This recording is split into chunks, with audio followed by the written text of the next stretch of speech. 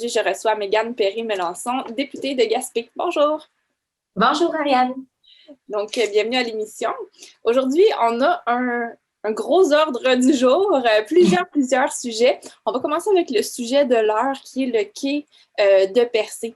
On sait que le ministère des Pêches et Océans a reproché à la ville de ne pas avoir effectué des travaux de dragage autour du quai. Le quai qui est victime d'un problème là, d'accumulation de sédiments, donc qui n'est pas utilisable. Avez-vous un commentaire à émettre sur la situation? Écoutez, moi, je trouve ça carrément inacceptable là, qu'on rejette le blâme sur la ville de Percé dans ce contexte-là, sachant, parce que moi, il y a quand même des citoyens qui m'ont alerté là, sur ce dossier-là il y a quelques temps de ça déjà, au moment où est-ce que le gouvernement fédéral a fait sa sélection, a choisi le scénario, la forme de quai qu'on allait avoir. Bon, ça s'est fait avec, dit-on, les usagers du quai, la ville de Percé aussi, mais plusieurs citoyens auraient aimé pouvoir participer là, au projet ou du moins être consultés. Alors moi, j'avais déjà été interpellée sur ce dossier-là et on me disait à ce moment-là qu'il y avait un manque d'études aussi approfondies pour bien connaître tous les impacts environnementaux qui pouvaient survenir avec ce changement de forme de quai, pouvoir analyser toutes les possibilités ou les inconvénients possibles là, avec les changements apportés par le gouvernement. Et pour moi, je m'explique très mal comment on peut s'en déresponsabiliser du côté de Pêche et Océans Canada, sachant qu'il manque des études importantes et que les experts n'ont pas pu là, approfondir leur recherche sur la question. Alors là, pour moi, il va falloir que la députée fédérale, Diane Boutillier, nous explique vraiment quelle sera la suite, là, parce qu'on sait que le quai a été cédé à Québec depuis sa construction. Là, c'est des coûts qui n'étaient pas prévus. Qui paiera la facture? Moi, j'ai hâte aussi d'entendre le gouvernement du Québec là, sur cet enjeu-là. Peut-être que le ministre responsable de la région, Jonathan Julien, pourra nous donner là, des explications ou voir s'il a entré en contact avec Pêche et Océans Canada. Mais bref, pour moi, là, il y a vraiment quelque chose qui s'est passé qu'on on a raté du côté du fédéral. Là. On n'a pas prévu le coup. Puis, ça fait un peu, je trouve que ça représente la façon un peu cavalière que tout le dossier a été géré depuis sa reconstruction. Donc, selon vous, c'est pas du tout à la ville d'assumer le dragage autour du quai, là? Je vois pas comment, à ce stade-ci, Pêche et Océans Canada nous dit qu'il aurait fallu faire de l'excavation à ce moment-là et que là, le dragage va être fait cette année, mais que les autres années, on ne sait pas trop comment ça va être orchestré et qui devra là, se charger des travaux. Et ça démontre vraiment qu'il y a eu un manque quelque part. Là. On n'a pas prévu quelque part, là, en tout cas, comme je le dis, là, ces coûts-là.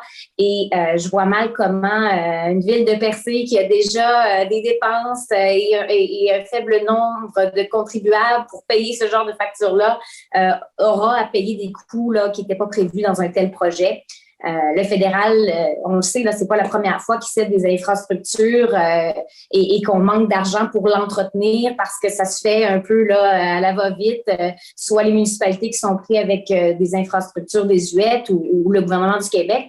Mais réellement, là, moi, je suis pas mal déçue de la tournure des événements. Parfait. Maintenant, prochain sujet.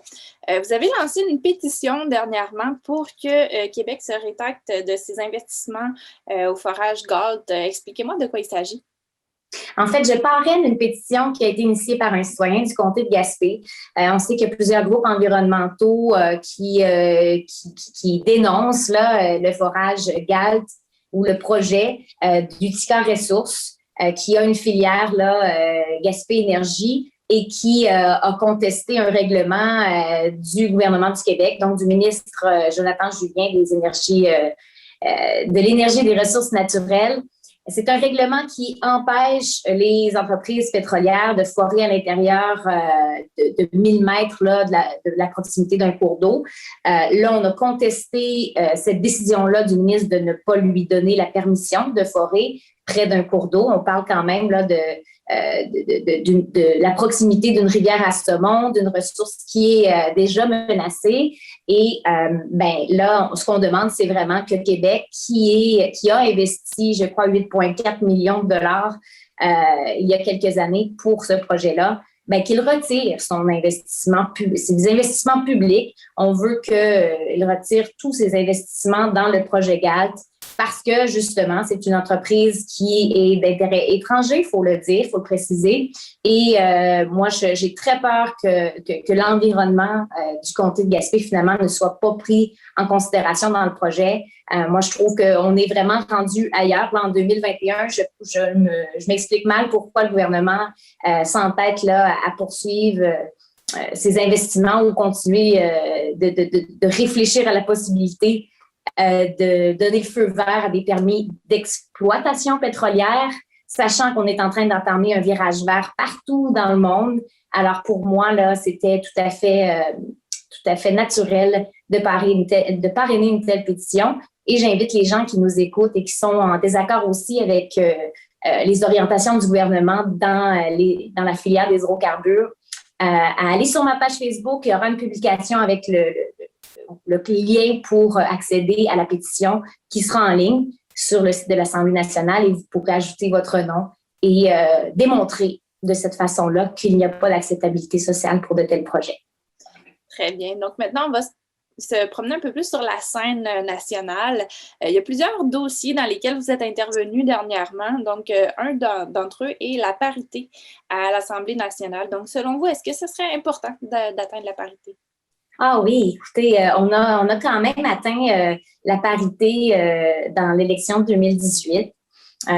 Donc, tous les partis ont réussi à aller chercher des candidatures féminines. Mais ce dont on a parlé dans un événement là, organisé par le groupe Femmes, Politique et Démocratie, cette semaine, on a été invités sur un panel, donc les 4 porte-paroles en conditions féminines des 4 partis représentés à l'Assemblée nationale, pour essayer de trouver des façons d'attirer plus de femmes en politique. Qu'est-ce qu'on peut faire pour améliorer la conciliation travail-famille? C'est sûr que c'est des enjeux qui reviennent tout le temps. Qu'est-ce que les partis peuvent faire en élection aussi? Doit-on encadrer dans une loi là, l'obligation finalement pour les partis politiques d'avoir un certain quota de candidatures féminines? Alors, tout ça a été discuté dans un événement. Et c'est sûr que là, les élections municipales s'en viennent. On espère qu'il y aura beaucoup de femmes qui vont répondre à l'appel. On le sait, qu'est-ce que ça amène comme contribution aussi, le rôle des femmes en politique. Ça amène toute une autre façon de voir, de réfléchir les enjeux sociaux et économiques aussi. Alors, c'est très intéressant. Puis, j'invite les femmes qui auraient un intérêt et qui n'ont peut-être pas le courage nécessairement de se lancer elles-mêmes, là, de venir m'écrire ou écrire à des gens en politique, des femmes qui pourront les appuyer dans leur démarche. Parfait. Maintenant, vous avez aussi milité en faveur on pourrait dire, d'une politique d'achat local, en fait, d'achat au Québec de produits médicaux. Expliquez-moi quelle était cette démarche-là. Oui, en fait, ça fait déjà plusieurs mois que j'interpelle le ministre de l'Économie, Pierre Fitzgibbon, pour renforcer finalement les efforts du gouvernement en matière d'achat local quand il s'agit d'octroyer ou d'attribuer des contrats publics en matière d'approvisionnement médical ou encore d'équipements de protection individuelle, toute la question des masques, des visières, des blouses, tout ce qu'on doit utiliser en temps de pandémie, mais aussi dans les années régulières là, dans le domaine médical. Il y a vraiment beaucoup de producteurs locaux là, qui ont une expertise et qui ont des produits de grande qualité et qui sont un peu boudés par le gouvernement du Québec parce que souvent, on préfère aller sauver quelques sous par produit, là, puis ça fait en sorte qu'on fait des économies à très court terme, mais qu'on n'encourage pas notre industrie ici au Québec. De cette façon-là, il n'y a pas non plus de réduction des gaz à effet de serre parce qu'on va s'approvisionner sur les marchés étrangers. Il y a la question des transports. Alors, chaque fois qu'on choisit des entreprises étrangères juste pour sauver quelques dollars, on s'est fait avoir souvent durant la pandémie. On a eu des commandes qui sont arrivées contaminées ou hors normes, qui n'ont pas la qualité de produit qu'on recherche ou qui est sécuritaire pour les utilisateurs. Alors, dans certaines commandes là, qui étaient censées être distribuées dans les écoles, ça n'a pas eu lieu. Alors, tout ça, moi, j'aimerais beaucoup voir le gouvernement se doter d'une politique d'achat locale et je déposerai bientôt là, un projet de loi pour que ce soit fait là, à l'intérieur d'une loi, qu'on se donne là, vraiment les coups des franches pour augmenter le seuil d'approvisionnement sur le marché québécois. Très bien. Maintenant, je passe à un tout autre sujet. On sait que présentement, il y a une vague de féminicides qui sévit dans la province. Je sais que c'est une question complexe puis que c'est pas aujourd'hui qu'on va trouver la solution à deux comme ça. Mais j'aimerais savoir ce que vous pensez de la situation puis quelles sont les suggestions que vous auriez à faire. C'est absolument horrible. Puis ça touche toutes les régions du Québec. Je pense que vraiment toute la population se sent concernée de plus en plus par ce phénomène-là et on se sent impuissant, mais on a envie, je crois, là, d'aider notre prochain, de voir un peu plus qu'est-ce qui se passe autour de nous, de détecter les signaux. Alors, il y a beaucoup de choses qu'on peut faire comme individu. Si on croit que quelqu'un de notre entourage est victime de violence conjugale, on peut nous-mêmes appeler les lignes comme SOS violence conjugale. Il y a des campagnes de sensibilisation aussi qui tournent présentement là, dans nos télés, dans des publicités. Mais moi, je pense que le gouvernement du Québec doit en faire beaucoup plus. Les solutions sont quand même nous ont été présentées par plusieurs groupes qui œuvrent auprès des femmes violentées. Les centres d'hébergement pour femmes victimes de violences conjugales en sont un excellent exemple. C'est des maisons qui travaillent avec très peu de moyens, donc qui ont de la difficulté à répondre à toute la demande. Il y a environ 35 000 demandes, des appels ou des femmes qui cognent à des portes de centre et qui se font refuser parce qu'on manque d'espace. Alors, ça, c'est 35 000 par année, là, c'est énorme. Alors, c'est certain qu'on en perd entre les mailles et qu'elles se retrouvent en danger de mort. Si on n'est pas en mesure de les accueillir, de les sortir de leur milieu dangereux, leurs enfants aussi souvent qui sont concernés, bien, c'est certain. Les centres d'hébergement, là, il y aurait eu besoin de 70 millions de dollars dès maintenant pour consolider leur service. Et malheureusement, dans le budget qui a été annoncé, on a annoncé 22,5 millions sur 5 ans. Alors là, ils vont avoir 4,5 millions cette année, puis ils vont devoir attendre d'année en année pour aller chercher les autres sommes. Je m'explique, je peux même pas comprendre pourquoi le gouvernement n'a pas répondu à cette demande-là. Et il y a autre chose qui est demandé aussi, que ce soit les bracelets anti-rapprochement pour s'assurer que le conjoint qui souvent n'est pas censé entrer en communication ou en contact direct avec la victime.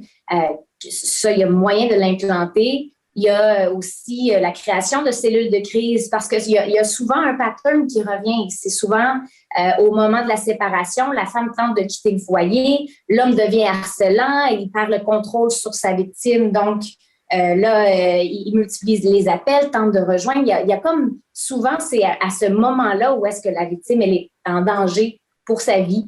Souvent, elle craint, il y a comme elle se sent en danger aussi.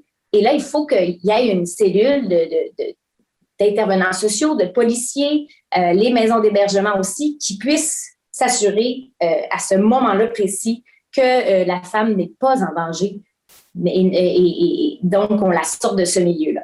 Alors, ça, c'est quelques exemples parmi plusieurs autres. On attend toujours le plan. En fait, il y a un plan d'action qui a été annoncé par la ministre responsable de la condition féminine le 3 décembre dernier. On ne connaît toujours pas là, les mesures qui vont être implantées. Et j'ai demandé un échéancier au gouvernement, savoir qu'est-ce qui nous attend, c'est quoi les annonces à venir et combien seront investis pour chaque mesure. Puis, on nous a refusé, en fait, de nous donner ces informations-là. Alors, c'est bien difficile pour nous, les oppositions, de pouvoir aider à faire cheminer ces demandes-là parce qu'il y a comme un manque de transparence qui nous empêche de faire ce travail. Donc, ça va être un dossier à suivre aussi dans les prochains mois. On va y revenir. Peut-être en terminant, un petit mot sur le budget fédéral qui a été déposé dernièrement. Beaucoup de milliards qui ont été saupoudrés partout, même dans des champs de compétences purement du Québec. Alors ça, c'est quelque chose qui m'inquiète énormément. On sait, je suis une députée indépendantiste qui tient à ce qu'on garde nos champs de compétences, puis que, comme par exemple la santé mentale, les services de garde, les CHSLD, parce que là, le gouvernement fédéral dit on va investir, mais il y aura des normes à suivre. Donc là, il vient empiétrer dans le travail sur le territoire là, du Québec et en plus nous impose ces conditions. C'est du jamais vu. J'espère que ce ne sera pas là, une nouvelle habitude du gouvernement puis du premier ministre du Canada, parce que je pense que le gouvernement du Québec ne doit pas accepter là, ces argents-là sous n'importe quelle condition. Services de garde, c'est certain que pour moi, il faut qu'on investisse massivement dans le réseau des services de garde. On le voit chez nous à quel point c'est un frein majeur. Mais de là à se faire imposer des conditions, sachant en plus que la CAQ avait demandé des transferts en santé à la hauteur de 6 milliards de dollars pour régler la crise qui se passe dans le réseau de la santé et que ça, on n'a pas donné suite à cette demande-là, c'est difficile de s'expliquer. Encore une fois, pourquoi le fédéral est venu s'immiscer dans nos champs de compétences. Puis, c'est comme délicat de traiter ça parce que c'est sûr qu'on veut le mieux pour nos parents, pour nos enfants. Donc là, on se retrouve à critiquer une annonce qui va éventuellement permettre de créer plus de places, mais quand et sous quelles conditions? Ça peut encore prendre du temps avant qu'on trouve un terrain d'entente entre les deux gouvernements pour toucher, voir la couleur de l'argent. Alors, c'est un budget qui nous a rendu très amers parce qu'on tient à notre autonomie là, en tant que société, puis en tant qu'État. Donc, j'ai hâte de voir la suite, mais ça me paraît là, un budget qui est très, très électoraliste. On a choisi des catégories ou des classes dont les familles. Puis là, c'est un peu ça, là, on subit un petit peu les choix là, du gouvernement fédéral. Très bien. Donc, Mégane Perry-Melançon, merci beaucoup pour ce tour d'horizon dans toute une multitude de sujets. Alors, on se dit au mois prochain. Merci. Oui, tout à fait. Merci beaucoup. À bientôt.